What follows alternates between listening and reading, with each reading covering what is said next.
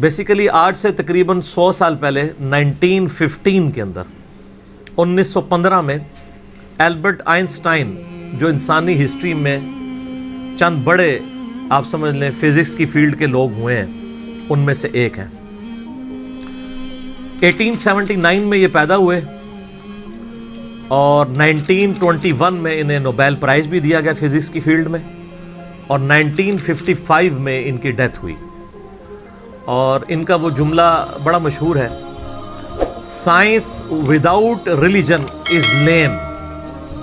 Religion آپ کو وہ علم دیتا ہے جو نالج آف ان سین ہے, اور وہ ظاہر ہے کہ ریویلڈ نالج کریٹر کی طرف سے آتا ہے.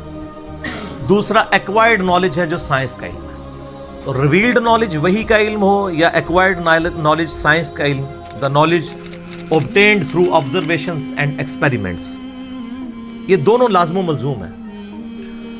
تو religion without science, science without religion is lame, and religion without science is blind. Religion science کے بغیر اندھی ہے. ریلیجن کو سمجھنے کے لیے آپ کو سائنس سمجھنی پڑے گی. اس لیے دیکھ لیں قرآن پاک میں 1000 سے زیادہ آیات جو ہے نا وہ سائنس کی فیلڈ سے ریلیٹڈ ہیں, جس کو ہم سائنس کے فزیکل فینومینا آف نیچر کہہ رہے ہیں. اللہ تعالیٰ کی قدرت کے یعنی جو مظاہر اس کائنات میں پھیلے ہوئے ہیں. God is the only explanation of all the physical phenomena in this universe. خدا ہی وضاحت ہے اس کائنات میں ہونے والے ہر فزیکل ایونٹ کی. اس کائنات میں جو کچھ ہو رہا ہے اس کی ایک ہی وضاحت ہے کہ یہ کسی کی مرضی سے ہو رہا ہے. سائنس صرف فزیکل لاز کے ساتھ ڈیل کرتی ہے جو قانون قدرت ہیں اللہ کے بنائے ہوئے. انہی لاز کو یوز کر کے سائنس ہیومینٹی کی بہتری کے لیے کام کرتی ہے. کوئی لا خود سے پروڈیوس نہیں کر سکتی, وہ پابند ہے اس کی. اللہ تعالیٰ نے لا آف بوائنسی رکھا ہے, قوت اچھال, اس کو سائنس یوز کرتی ہے اور اس کی بنیاد کے اوپر بحری جہاز جو ہے سمندروں میں چلتے ہیں اور ہوائی جہاز ہوا میں. لیکن لا آف بوائنسی تو اللہ کا بنایا ہوا ہے نا, وہ ختم ہو جائے. اگر لا آف بوائنسی اگر ارشمیدس نے بتایا تو اس نے ڈسکور کیا ہے. ارشمیدس کریٹر نہیں ہے اس لا کا, ڈسکور کرنے والا ہے. سائنس جب کوئی چیز ڈسکور کرتی ہے تو بعض اوقات لوگوں کو یہ وسوسہ آتا ہے سائنس نے کوئی کارنامہ کر لیا. سائنس تو صرف ڈسکوری کر رہی ہے. سورج مشرق سے نکلتا ہے, یہ ایک ڈسکوری ہے, لیکن اس قانون نے سورج کو پیدا نہیں کیا. انڈے سے چوزا نکلتا ہے اور پھر انڈے میں یہ تبدیلیاں آتی ہیں, سائنس اس کو ڈسکور کرتی ہے, لیکن ان تبدیلیوں نے اور ان لاز نے انڈا نہیں بنایا, انڈا کریٹر نے بنایا. تو ڈسکوری سے ہمیشہ آپ ہر سٹیپ اللہ کی طرف طے کر رہے ہوتے ہیں. تو یہ کائنات اللہ تعالیٰ کا فعل ہے اور قرآن اللہ کا قول ہے. قول اور فعل میں تضاد نہیں ہوتا. اللہ نے جتنے physical phenomena of nature discuss کیے ہیں وقت کے ساتھ ساتھ وہ چیزیں ریویلڈ ہو رہی ہیں الحمدللہ, اور یہ ہمیں خدا کی طرف لے کے جاتی ہیں. تو میں البرٹ آئنسٹائن کی بات کر رہا تھا, تو انہوں نے اس وقت میتھمیٹیکلی یہ چیز پروف کی تھی کہ کائنات کے اندر, یعنی انہوں نے دیکھا نہیں تھا, یہ ان کا یہ کانسیپٹ تھا کہ اگر کسی جگہ پہ بہت زیادہ میس کنسنٹریٹ کر جائے اور اس کا والیوم آلموسٹ زیرو نیگلیجیبل ہو تو اس میس کے اندر گریویٹیشنل فورس, قوت کشش ثقل, جس کی وجہ سے چیزیں ایک دوسرے کو کھینچتی ہیں.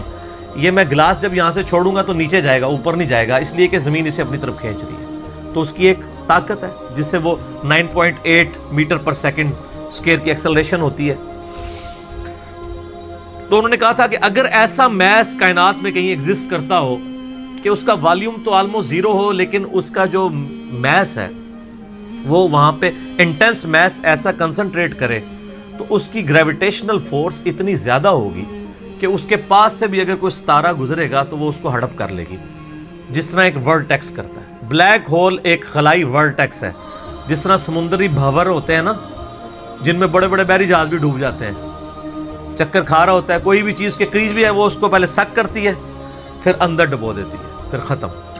اس طرح خلا کے اندر بھی ایسے ورٹیکس ہو سکتے ہیں جہاں پہ کنسنٹریٹڈ ماس ایگزسٹ کرتا ہو اور وہ گریویٹیشنل فورس اتنی ہوگی کہ ایون لائٹ بھی اس میں انٹر ہونا تو وہ بھی اسکیپ نہیں کر سکتی, جو اس کائنات کی سب سے تیز ترین چیز ہے اور ایبسولوٹ کانسٹنٹ ہے.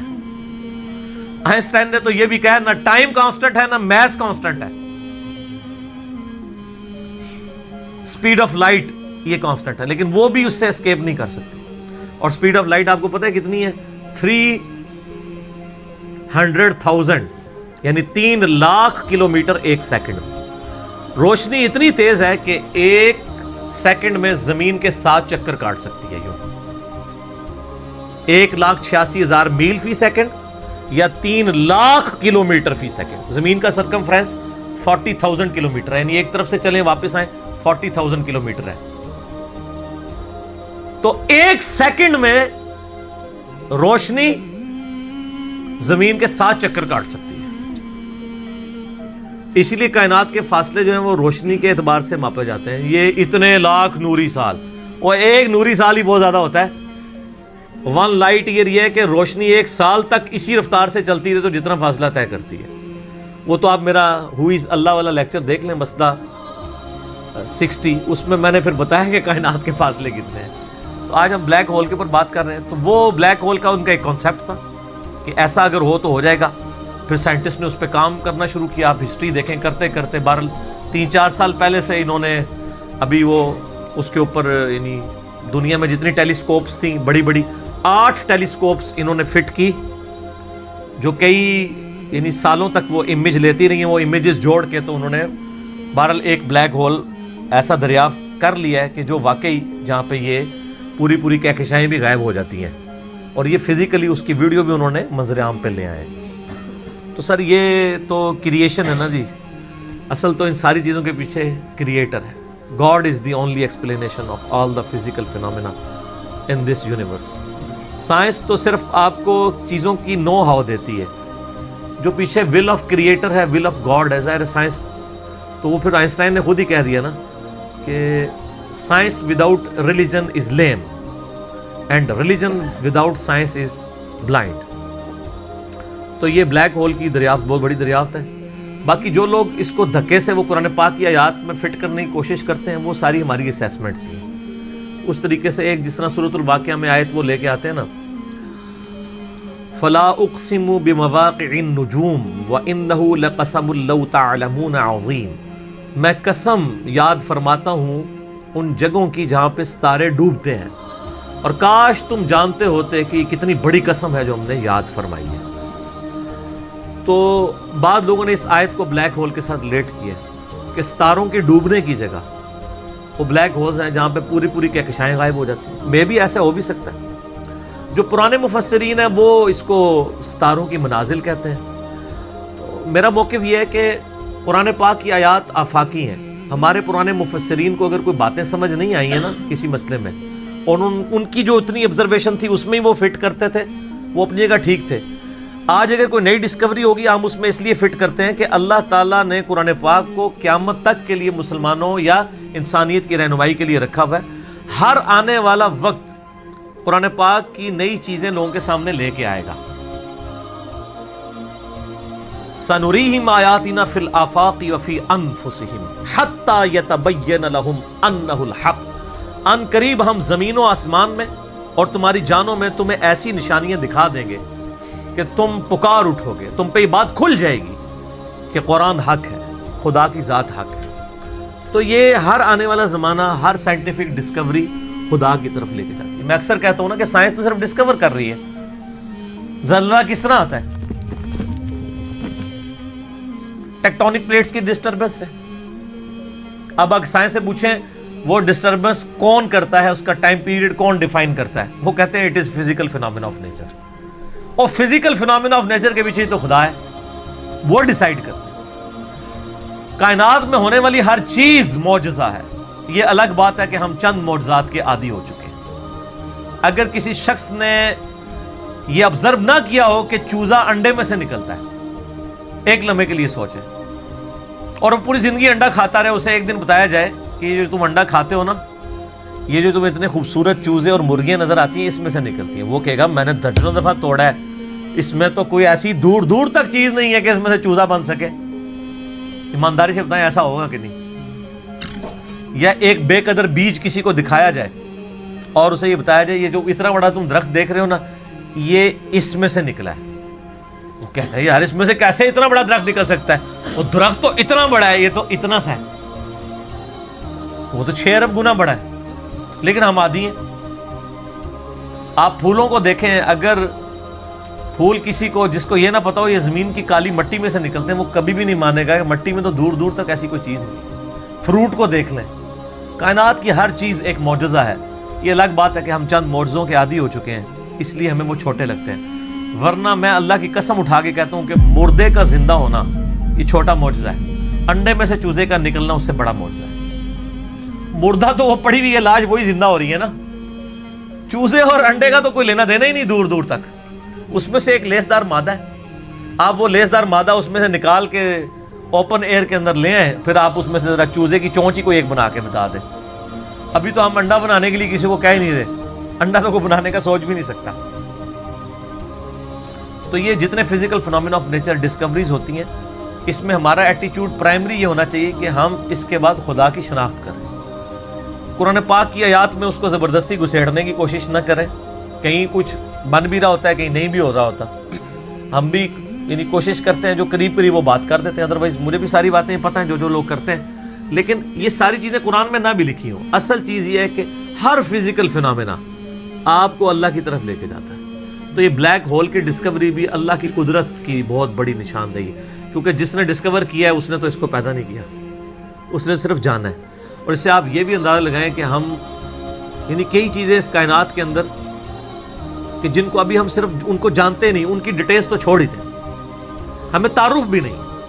میں نے کئی دفعہ بتایا کہ اس کائنات کے اندر اس وقت 250 بلین گلیکسیز دریافت ہو چکی ہیں، 250 ارب۔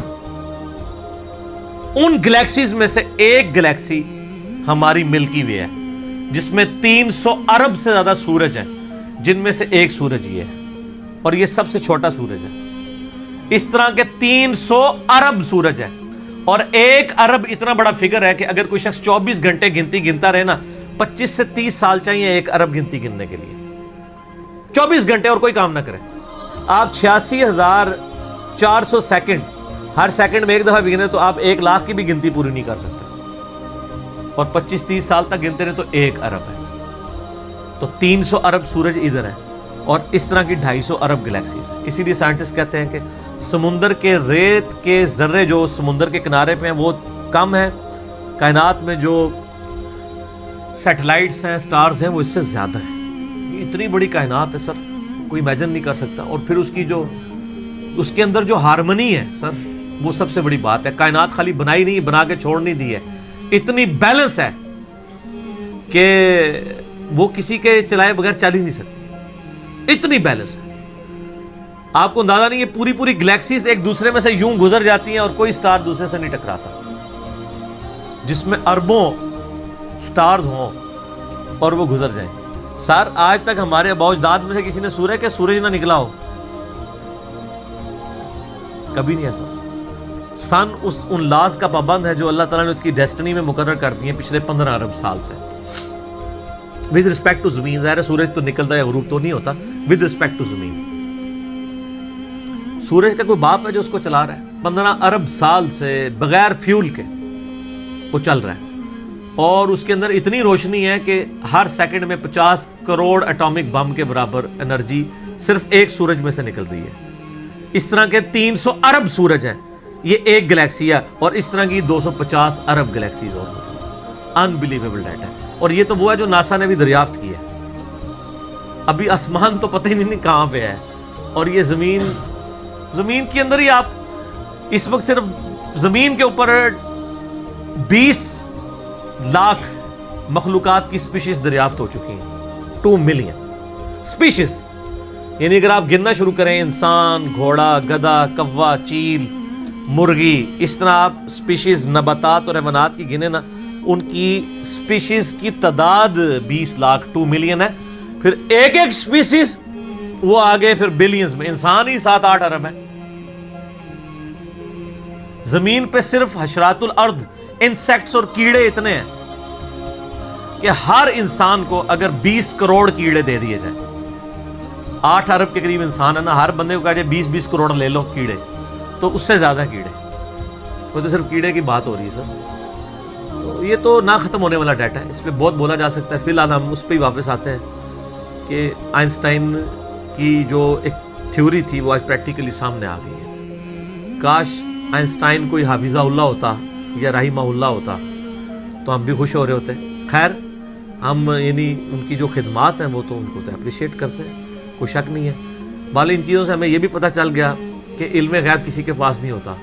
اللہ تعالیٰ ایکوائرڈ نالج کے ذریعے کسی کو علم دے دے، ورنہ یہ ساری ڈسکوریز جو آج کل کی ماڈرن ایج میں ہے، پرانی ایج میں تو مسلمانوں نے بھی کچھ کی ہیں لیکن ماڈرن ایج میں مسلمانوں کی کوئی دور دور تک کنٹریبیوشن ان چیزوں میں نظر نہیں آتی ہے. تو اس کا تعلق مسلمان یا کافر ہونے سے نہیں ہے، ایفرٹ کے ساتھ ہے. انسان کے لیے وہی ہے جس کی وہ ایفرٹ کرتا ہے. باقی ان ساری چیزوں کے بعد خدا کا تعارف کرنا چاہیے. کسی بھی خوبصورت چیز کو دیکھیں سبحان اللہ بولیں کہ یہ پاک یا بے عیب یا حیران کن نہیں ہے.